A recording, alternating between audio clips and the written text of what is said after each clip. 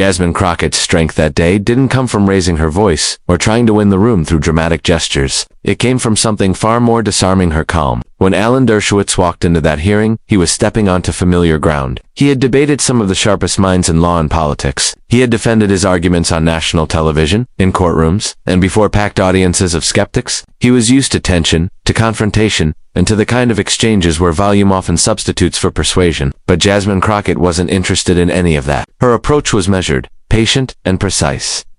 From the moment she began speaking. Her tone set the rhythm of the entire exchange. She didn't rush her questions or interrupt his responses. Instead, she listened, and that alone seemed to unsettle Dershowitz more than any loud challenge could have. He was used to sparring, not being quietly examined. The respect in her manner wasn't weakness, it was strategy. It made him drop his guard, to see her as reasonable, even agreeable. That's when her true skill began to emerge.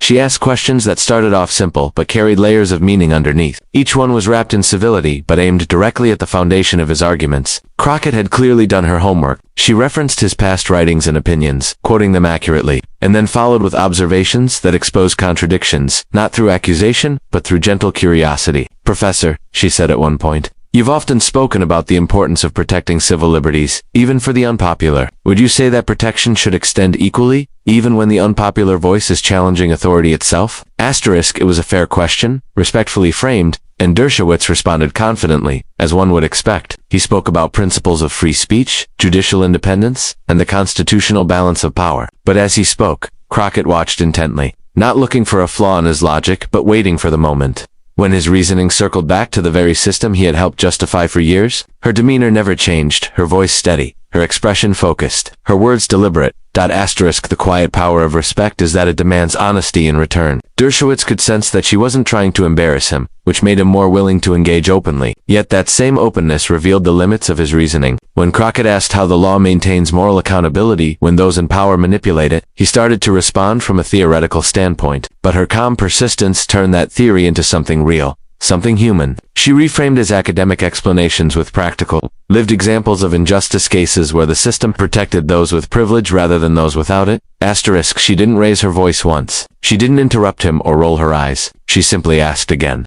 So where does the citizen turn when the law itself becomes the shield for those it was meant to restrain? The question lingered in the air, and for a moment Dershowitz had no quick reply. His long experience as a defender of the legal system collided with the moral clarity of her question. It wasn't an argument he could win through precedent or case law. It was a challenge of conscience, framed within absolute respect.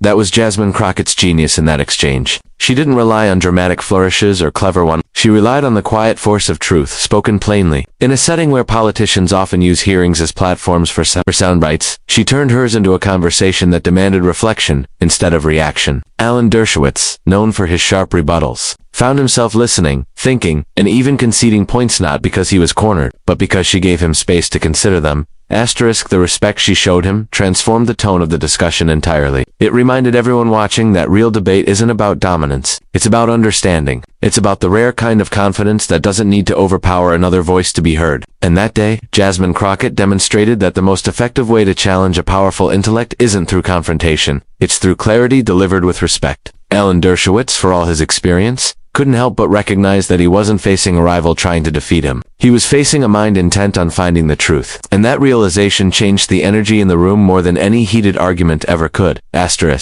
The question Jasmine Crockett posed that day wasn't one designed to win applause. It was one designed to expose a truth that too many avoid. When she asked Alan Dershowitz if the law is supposed to serve justice, then who holds the law accountable when it becomes a tool of power instead of protection? She wasn't just challenging a single argument. She was challenging an entire philosophy. The question struck directly at the core of what Dershowitz had built his reputation defending. The idea that law, even when imperfect, is the ultimate safeguard of fairness. But Crockett's question revealed the fragility beneath that belief. It forced everyone listening, including Dershowitz himself, to confront a deeper issue.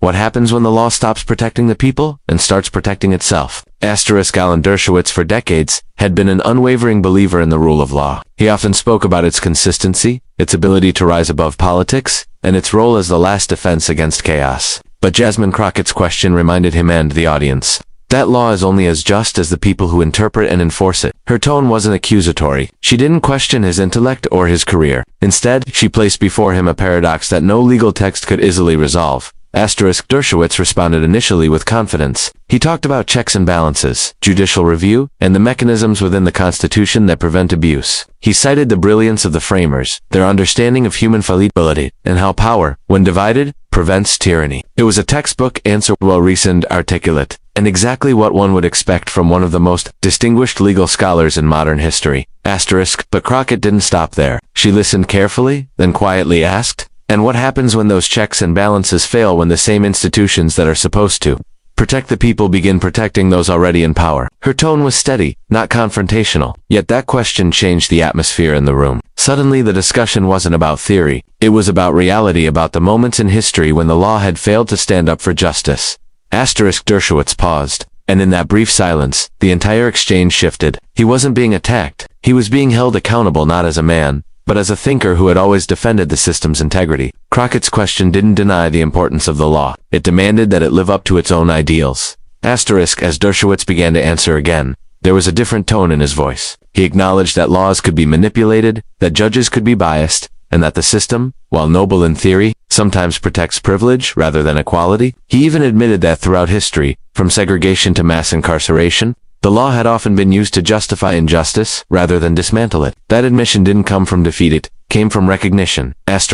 Crockett's brilliance lay in her ability to make that recognition feel necessary rather than humiliating. She wasn't trying to trap him. She was asking him to confront something every legal scholar wrestles with but few admit publicly, that justice and legality are not always the same thing. Her question didn't ask him to defend the law. It asked him to define its moral responsibility. That moment revealed the essence of real accountability. Alan Dershowitz had built a career explaining the boundaries of law. Jasmine Crockett was asking him to explain its soul. The difference was subtle but powerful. She wasn't attacking his logic. She was questioning the assumption behind it, that law, by existing, is inherently just. By framing her question the way she did, she forced everyone to think about what happens when the law ceases to protect the powerless and starts serving as the armor of the powerful.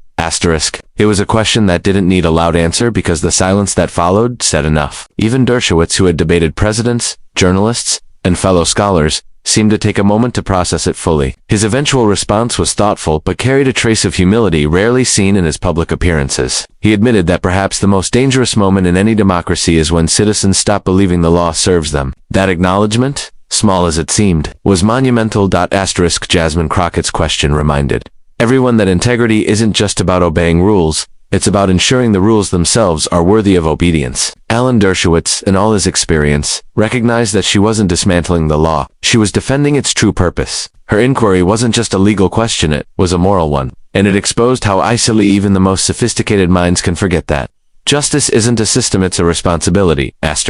There was a distinct moment in the exchange between Jasmine Crockett and Alan Dershowitz when the tone of the conversation changed, not because voices were raised, but because of a silence that lingered longer than anyone expected. Dershowitz had been speaking fluently, as he always did, weaving together decades of legal precedent and philosophical reasoning. His command of history, his deep understanding of constitutional law, and his persuasive rhythm had long made him a formidable presence in any discussion. But when Crockett asked her follow-up question, then why have so many people lost faith in both? Referring to the law, and those who interpret it, something subtle, yet powerful happened. Dershowitz hesitated. For a man who had spent most of his life answering the hardest questions in law, that pause was extraordinary. The silence that followed wasn't awkward. It was reflective. It was the sound of a man realizing that the question before him didn't have an easy answer. For decades, Dershowitz had built a career defending institutions, even when those institutions were under fire. He believed deeply in the endurance of the legal system, its ability to self-correct, and its importance in maintaining order. But Crockett's question bypassed the intellectual armor he often relied on. It wasn't asking for a technical answer, it was asking for honesty. The people watching in the room, and later those who would see the clip, could sense that shift. It wasn't the kind of confrontation that television pundits thrive on. There was no heated back and forth, no dramatic interruption. It was simply a moment when even a seasoned scholar like Alan Dershowitz had to admit, if only with his silence, that the question she had asked touched a nerve the law itself could not soothe. When Dershowitz finally spoke, his tone had softened. He admitted that public trust in institutions had eroded and that perhaps part of the reason was the widening gap between legal correctness and moral fairness. He explained that sometimes, in the pursuit of upholding the letter of the law, the The system overlooks the spirit of justice that gives the law its meaning. It was an unexpected admission, and it carried weight precisely because it came from him. For years, Dershowitz had been known for defending unpopular positions and figures in the name of principle. He often said that the true test of justice was whether it protected even those who society despised. But Crockett's question pushed that principle one step further. What happens when justice itself becomes unrecognizable to those it claims to protect? That was the brilliance of her approach. She didn't corner him. She invited him to think. Her calm demeanor, her respectful tone, and her carefully chosen words created a space where reflection became inevitable. She wasn't seeking to embarrass him. She was holding up a mirror to the legal profession itself. And Dershowitz, to his credit, didn't deflect. He reflected. He acknowledged that perception plays a powerful role in justice. If the people lose faith in the fairness of the system, then even the most perfect legal structure becomes hollow. Observers noticed how different the moment felt from the typical exchanges between politicians and scholars. It wasn't performative. Crockett didn't gloat or push further once she saw the impact of her question. Instead, she allowed the silence to speak for her. The look on Dershowitz's face told a story of a man reconsidering not just the theory of justice, but its emotional reality. He looked less like a man being challenged and more like one being reminded. For someone as accomplished as Alan Dershowitz. That moment of pause wasn't a sign of weakness. It was a rare glimpse of vulnerability in a profession built on certainty. Crockett's question had peeled back the layers of academic debate and revealed the human side of justice, the side that feels questions and sometimes doubts. And in that brief exchange, she managed to do something that few ever had. She made them stop arguing and start contemplating. Even those who admired Dershowitz for his intellect couldn't help but see the significance of that pause. It wasn't about who won the debate, it was about who reached the truth. Crockett's ability to create that space, to allow silence to carry more power than speech, showed her deep understanding of dialogue. She didn't need to dominate the room. She only needed to ask the question that made everyone, including Dershowitz, think differently. The silence that followed wasn't just his, it belonged to everyone listening. It was the collective recognition that the law, for all its complexity, can't exist without trust. And that trust can't survive without accountability. In that stillness, Dershowitz's thoughtful expression said more than any argument could. It was the rarest thing in public discourse, a moment of genuine reflection, born not from confrontation, but from the courage to listen. Real power doesn't always reveal itself in grand gestures or fiery speeches. Sometimes, it resides in the quiet confidence of a question asked with sincerity and intelligence. Jasmine Crockett's exchange with Alan Dershowitz that day was proof of that. The room wasn't filled with the tension of confrontation. Instead, it was charged with the kind of focus that comes when two sharp minds meet. Yet, there was something unmistakably different about her approach. While many entered such discussions aiming to overpower or out Dershowitz, a man celebrated for his commanding intellect, Crockett's power came from perspective. Alan Dershowitz was a figure synonymous with influence in the world of law. His career spanned decades of legal battles, landmark arguments, and passionate defenses of controversial clients. His reputation was built on eloquence, mastery of legal logic, and the ability to persuade even his harshest critics. But Jasmine Crockett didn't try to match him in volume or prestige. Instead, she brought something far more potent to the table: clarity. She didn't aim to prove she knew as much as he did. She aimed to reveal something deeper about the principles both of them claimed to uphold.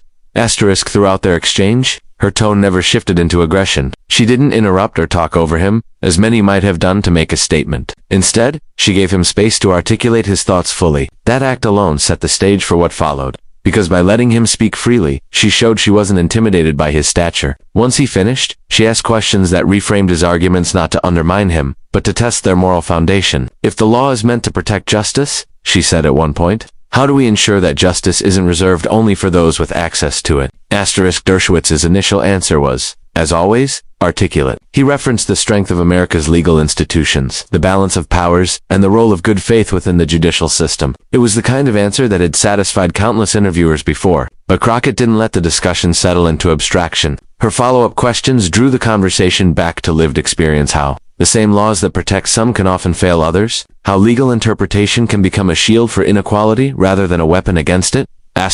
What made her so effective was that she didn't come across as someone trying to win. She came across as someone seeking truth. That sincerity gave her words gravity. Even Dershowitz seemed to recognize it. His responses, while still articulate, began to carry a tone of reflection rather than rebuttal. The usual sharpness in his delivery softened, replaced by the quiet realization that Crockett's perspective wasn't rooted in theory. It was rooted in the reality of people's lives. Asterisk. As the conversation unfolded, it became clear that the true power dynamic in the room had shifted not because Crockett overpowered him, but because she elevated the discussion beyond ego. She asked questions that required humility to answer, and to his credit, Dershowitz met her there, acknowledging that law without empathy risks losing its legitimacy. He admitted that while legal systems are designed to maintain order, they can also entrench privilege if not continually examined. Asterisk. For those watching, it was a striking sight. One of America's most prominent legal thinkers, pausing to consider the moral implications of his own defense of the system. Crockett hadn't humiliated him or made him appear foolish. Instead, she had led him to a space where reflection was the only honest response. That's the rare kind of influence that can't be forced, it must be earned. Asterisk. Her power came not from asserting dominance, but from shifting the lens. She reminded everyone, including Dershowitz, that influence isn't measured by how many people you silence, but by how many minds you open. In a world where debates often dissolve into noise,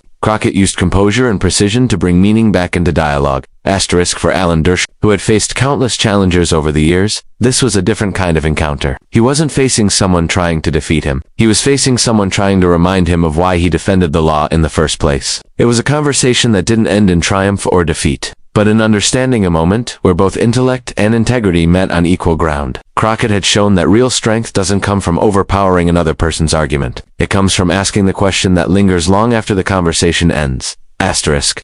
As the hearing drew to a close, there was a noticeable shift in the atmosphere. The exchange between Jasmine Crockett and Alan Dershowitz hadn't been loud, nor had it descended into the kind of political theater people had come to expect from such settings. Instead, it had been thoughtful, measured, even graceful. Crockett's questions weren't designed to trap or provoke, and Dershowitz's responses weren't meant to grandstand. Yet, what unfolded between them was far more powerful than a debate. It was a dialogue that revealed something essential about truth, justice, and humility. Alan Dershowitz, the seasoned scholar with decades of courtroom experience and academic prestige, had come prepared to defend his ideas with precision. But what he encountered was not opposition, it was introspection. Crockett's persistence, her ability to peel back the surface of legal theory to expose the moral questions beneath, changed the tone entirely. She didn't just ask him what the law was, she asked what the law ought to be. And that simple distinction made all the difference. Asterisk. In a time when public discourse is often defined by noise, Crockett's style was a reminder that the most profound impact doesn't come from shouting the loudest. It comes from speaking with purpose. She didn't demand respect. She earned it through the clarity of her reasoning and the steadiness of her tone. Even Dershowitz, known for his formidable intellect and quick wit, found himself pausing not because he lacked knowledge, but because he recognized the weight of the question she had posed. It was a moment where logic met conscience, and for a brief time, they stood side by side. Asterisk. The real takeaway from their exchange wasn't that one person won and another lost. It was that both contributed to something rare, a genuine moment of reflection in a setting so often dominated by ego. Crockett reminded everyone watching that justice is not simply a matter of statutes and precedents. It is also about the trust of the people it serves. Dershowitz, to his credit, acknowledged that truth with grace. He didn't deflect her challenge. He engaged it, and in doing so, showed that even the most experienced minds can still be moved by a sincere question. Asterisk. By the end of the hearing, there was no applause, no dramatic conclusion, but there was understanding, and that is what made it remarkable. Jasmine Crockett's quiet strength had illuminated something that extended far beyond that room, that respect and reason, when combined, can uncover truths that confrontation never will. Alan Dershowitz, who had faced countless arguments throughout his long career, walked away not defeated, but thoughtful. That, perhaps, was her greatest accomplishment. Asterisk. In a world where arguments are too often about winning, Jasmine Crockett showed that the real victory lies in awakening reflection and reminding even the most brilliant minds that justice, at its core, is not about power,